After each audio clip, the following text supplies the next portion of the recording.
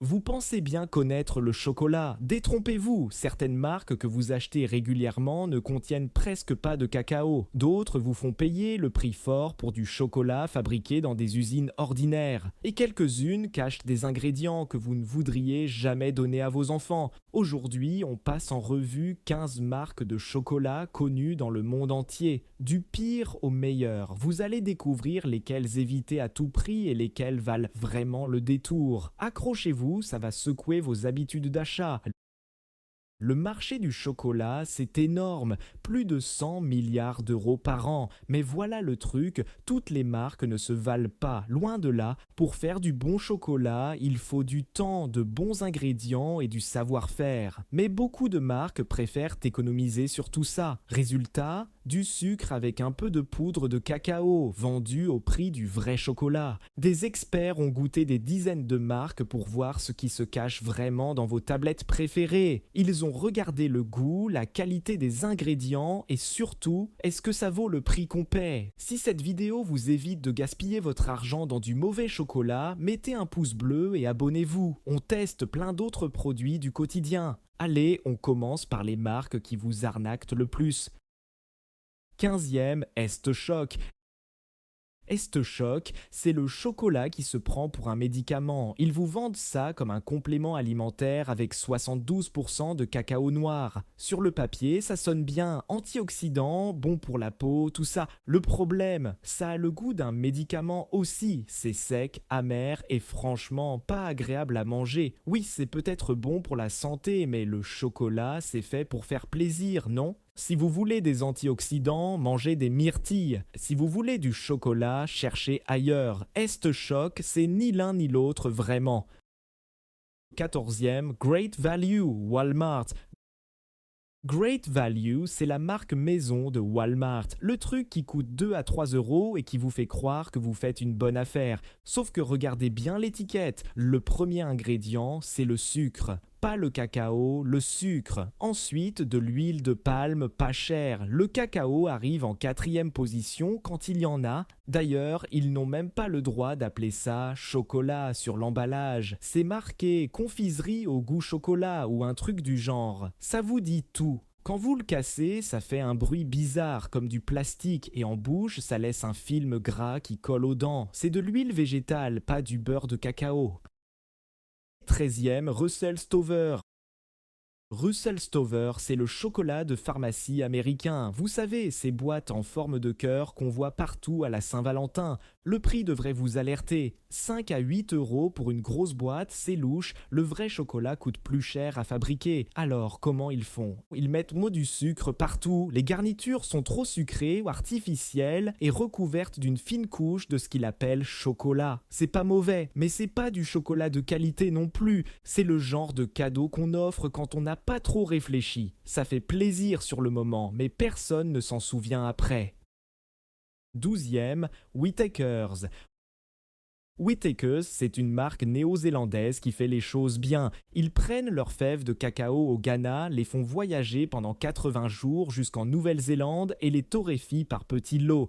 Leur truc, c'est de faire du chocolat sans huile de palme. Respect. Et niveau goût, c'est vraiment bon. Le problème, c'est cher et difficile à trouver. Si vous habitez en Europe, vous allez payer une fortune en frais de port. Et même si vous trouvez, le chocolat aura peut-être souffert du voyage. C'est dommage parce que la qualité est là. Mais pour nous, c'est plus un chocolat de luxe qu'un chocolat du quotidien.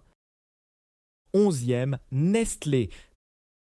Nestlé, tout le monde connaît, Kit Kat, Butterfinger, Nestlé Crunch, ils sont partout. C'est pas mauvais, c'est même plutôt bon. Le problème, c'est que c'est du chocolat industriel. Ils font de la quantité, pas de la qualité exceptionnelle. Leurs barres sont sucrées, faciles à manger et ça rappelle l'enfance. Mais quand vous goûtez du vrai bon chocolat après, vous sentez la différence. C'est le chocolat parfait pour les distributeurs automatiques et les stations-service. Mais si vous cherchez quelque chose de spécial, passez votre chemin. 10e, Cadbury.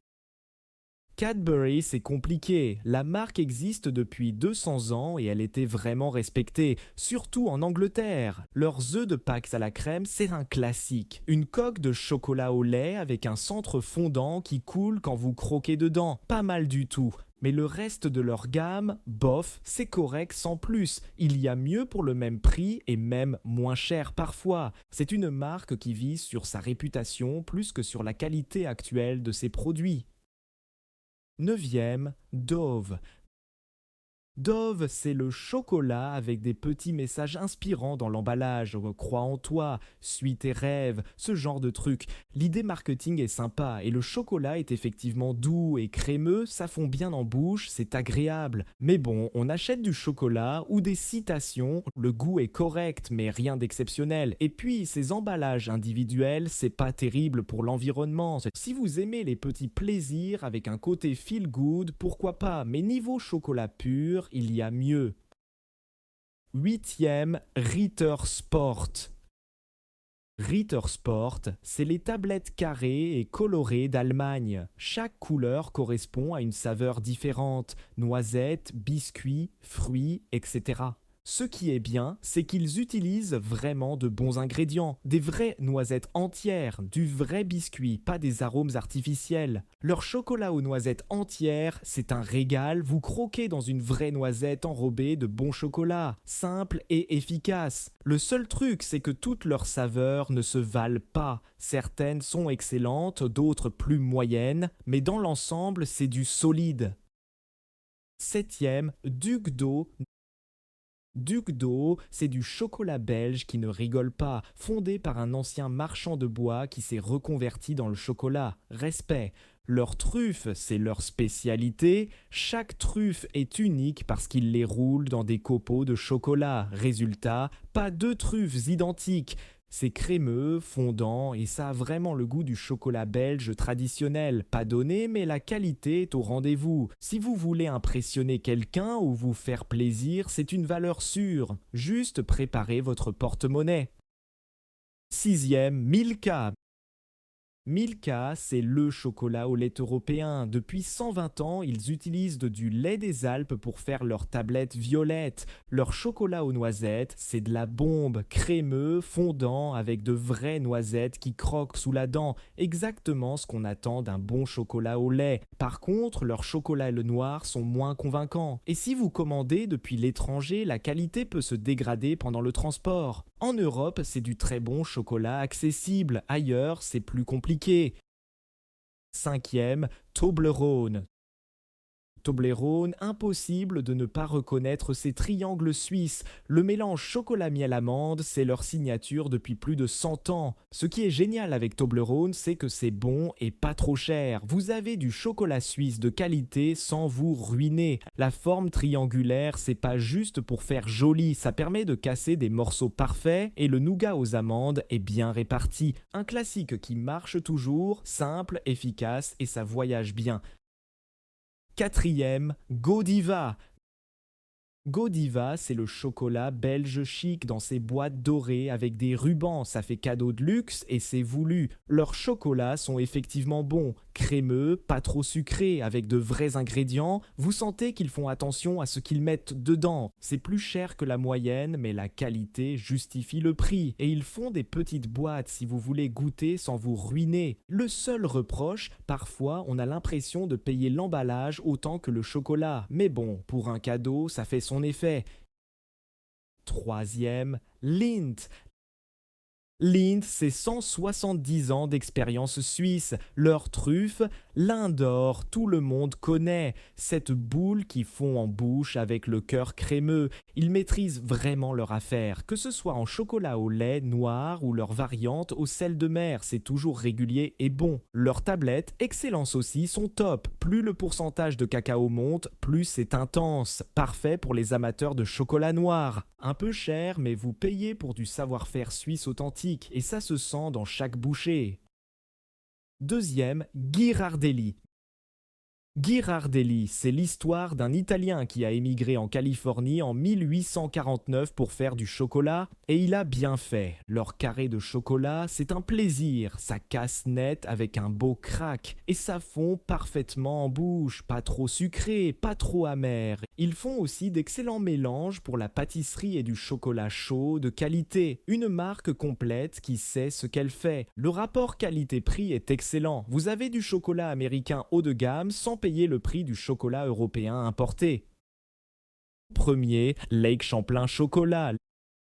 Lake Champlain Chocolat, c'est notre numéro 1, une entreprise familiale du Vermont qui fait les choses comme il faut depuis 1983. Ils ne font pas que des tablettes, caramel enrobé, toffee anglais, chocolat chaud, truffes, c'est un vrai chocolatier, pas juste une marque. Leurs ingrédients sont bio, équitables et ils soutiennent vraiment les producteurs de cacao. Pas de greenwashing, de la vraie éthique. Leur chocolat du Vermont avec des saveurs locales comme l'érable, c'est délicieux et original, et le prix reste raisonnable pour la qualité. C'est ça le chocolat comme il devrait être, bon, éthique et fait avec passion. Voilà notre tour d'horizon complet, de Walmart qui vous vend du sucre coloré à Lake Champlain qui fait du vrai chocolat artisanal. La leçon, le prix ne fait pas tout mais la qualité a un coût. Méfiez-vous des prix trop bas et des promesses marketing trop belles. Regardez les étiquettes, privilégiez les marques qui utilisent de vrais ingrédients et n'hésitez pas à payer un peu plus pour du chocolat qui en vaut la peine. Si cette vidéo vous a aidé à y voir plus clair dans le rayon chocolat, likez et abonnez-vous. On teste plein d'autres produits pour vous éviter les arnaques. Allez faire un tour dans votre placard maintenant. Si vous avez du Great Value ou du Russell Stover qui traîne, vous savez quoi en faire. Et la prochaine fois que vous achetez du chocolat, vous saurez vers quoi vous tourner. Merci d'avoir regardé, régalez-vous bien et à bientôt pour de nouveaux tests.